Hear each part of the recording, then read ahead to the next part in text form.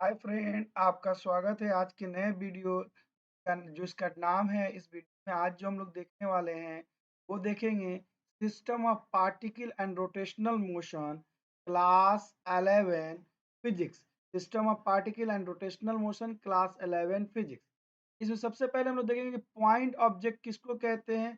अभी तक जो हम लोगों ने जितना भी ऑब्जेक्ट पढ़ा था वो पॉइंट ऑब्जेक्ट ही था।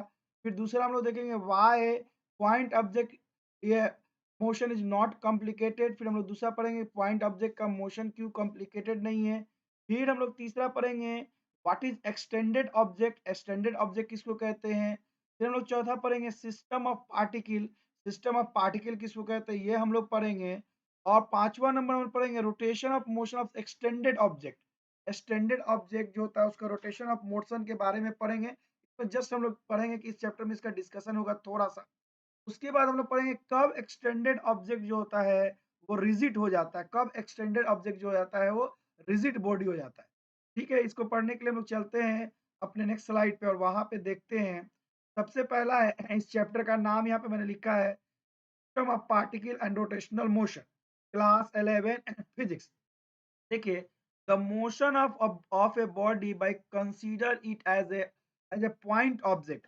अभी तक जितना भी हम लोगों ने मोशन पढ़ा था किसी बॉडी का, उसमें हम लोगों ने हर बॉडी को पॉइंट ऑब्जेक्ट कंसीडर कर कर ही पढ़ा था। पॉइंट ऑब्जेक्ट कंसीडर कर कर ही उसके मोशन को पढ़ा था। तो अब बात करते हैं what is point object. Point object क्या है? A point object means an object having certain mass, के पास सर्टेन मास हो बट निग्लिजिबल साइज हो। यानी पॉइंट ऑब्जेक्ट जो है एक ऐसा बॉडी है जिसके पास मास तो है और साइज उसका निग्लिजिबल है।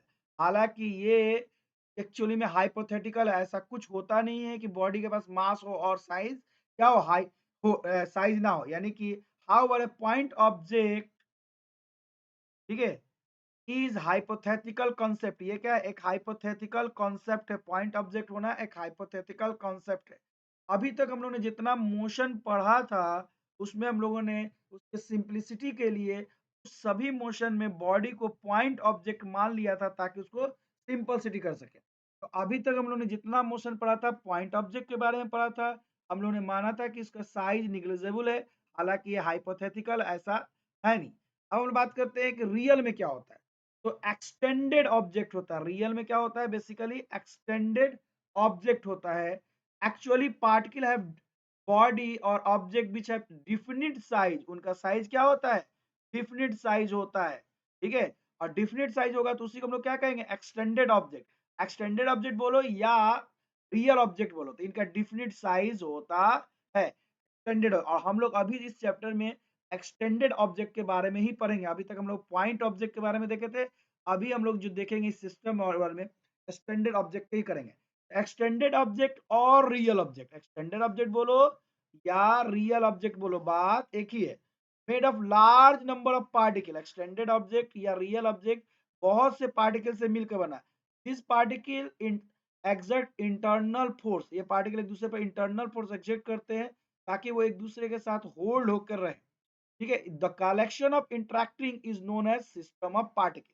तो इनके बीच में जो कलेक्शन ऑफ इंट्रैक्शन होता है, उसी का बहुत से पार्टिकल उसमें कलेक्शन ऑफ इंट्रैक्शन हो रहा है, तो उसी को हम लोग कहते हैं सिस्टम ऑफ पार्टिकल। अब बात करते हैं सिस्टम ऑफ पार्टिकल का रियल डिफिनेशन हम लोग देखने की कोशिश करते हैं।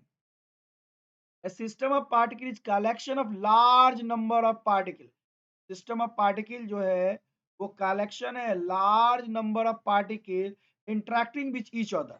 सिस्टम ऑफ पार्टिकल क्या है? लार्ज नंबर ऑफ पार्टिकल है जो कलेक्शन किया था और इंटरेक्ट करता है ईच अदर के साथ। ठीक है, ईच अदर के साथ इंटरेक्ट करता है, जैसे बॉल, जैसे सन, जैसे अर्थ, जैसे मॉलिक्यूल्स, जैसा क्या सिस्टम ऑफ पार्टिकल है। इस चैप्टर में हम लोग रोटेशनल मोशन पढ़ेंगे, है ना, और वो एक्सटेंडेड ऑब्जेक्ट या सिस्टम ऑफ पार्टिकल का रोटेशनल मोशन पढ़ेंगे। एक्सटेंडेड ऑब्जेक्ट और बॉडी में जब हम लोग कोई एक्सटर्नल फोर्स लगाते हैं तो उस समय उसका शेप डिफॉर्म हो जाता है। यानी रोटेशनल मोशन के समय उसका शेप डिफॉर्म हो जाता है। जब शेप डिफॉर्म हो जाएगा तो इस कंडीशन में उसका मोशन पढ़ना बहुत ही कॉम्प्लेक्स हो जाएगा। इस कंडीशन में उसका मोशन पढ़ना बहुत ही कॉम्प्लिकेटेड हो जाएगा। इससे बचने के लिए हम लोग ये मान के चलते हैं कि जब एक्सटेंडेड ऑब्जेक्ट में हम लोग फोर्स लगाते हैं तो उसका शेप जो हो रहा है वो डिफॉर्म नहीं हो रहा है। एक्सटेंडेड ऑब्जेक्ट में हम फोर्स लगाते हैं तो उसका शेप जो हो रहा है डिफॉर्म नहीं हो रहा। ऐसा ऑब्जेक्ट ठीक है जिसमें में हम लोग शेप फोर्स लगाते हैं और उसका शेप डिफॉर्म नहीं होता है तो उसी को हम लोग कहते हैं रिजिड बॉडी। तो अभी हम लोग बात किया पॉइंट ऑब्जेक्ट जिसमें निग्लिजिबल मास हो निग्लिजिबल साइज हो मास हो। एक्सटेंडेड ऑब्जेक्ट जिसमें साइज हो और मास भी हो। एक्सटेंडेड ऑब्जेक्ट में जब बहुत से पार्टिकल एक दूसरे के साथ इंटरेक्ट करते हैं तो उसी को हम लोग कहते हैं सिस्टम ऑफ पार्टिकल। फिर हमने बात किया कि जब कोई एक्सटेंडेड ऑब्जेक्ट रोटेशनल मोशन करेगा जिस और उस पर फोर्स लगाएंगे तो उस एक्सटर्नल फोर्स की वजह से उसका साइज डिफॉर्म हो जाएगा। और जब साइज डिफॉर्म हो जाएगा तो इस तरह के मोशन को पढ़ना बहुत ही कॉम्प्लिकेटेड हो जाएगा। इस तरह के मोशन को पढ़ना बहुत ही कॉम्प्लिकेटेड हो जाएगा। तो सिंप्लिसिटी के लिए हम लोग मानते हैं कि उसका साइज डिफॉर्म नहीं हो रहा। ऐसे एक्सटेंडेड ऑब्जेक्ट जिसका साइज डिफॉर्म नहीं होता उसको हम लोग कहते हैं रिजिड बॉडी। ऐसे एक्सटेंडेड ऑब्जेक्ट जिसका साइज डिफॉर्म नहीं होता उसको हम लोग कहते हैं रिजिड बॉडी। रिजिड बॉडी में क्या होता है कि बेसिकली इसका साइज डिफॉर्म नहीं होता मगर इसका डिफिनेशन पढ़ते हैं। Rigid body is that in which the distance of any two constituent, यानी मान लीजिए ये रिजिड बॉडी है और इसमें दो पार्टिकल का ये डिस्टेंस है, ये डिस्टेंस कभी नहीं बदलता है। The distance of any two constituent particle remain fix, उनके बीच का डिस्टेंस क्या होता है रिमेन फिक्स होता है under the application of external force. बाहर से कोई फोर्स लगाया जाता है तब भी उनका डिस्टेंस क्या रहता है फिक्स रहता है। तो इसको हम लोग कहते हैं रिजिड बॉडी, या कहने के मतलब उसका साइज डिफॉर्म नहीं होता है तो कहते हैं रिजिड बॉडी। इसका मतलब हुआ रिजिड बॉडी है ना is conserve shape during the motion. During motion में उसका शेप क्या होता है कंजर्व होता है। ड्यूरिंग मोशन में उसका शेप क्या होता है कंजर्व होता है। ड्यूरिंग मोशन में उसका शेप क्या होता है कंजर्व होता है। ठीक है, अब बात करते हैं in real situation. In real situation nobody is perfectly rigid.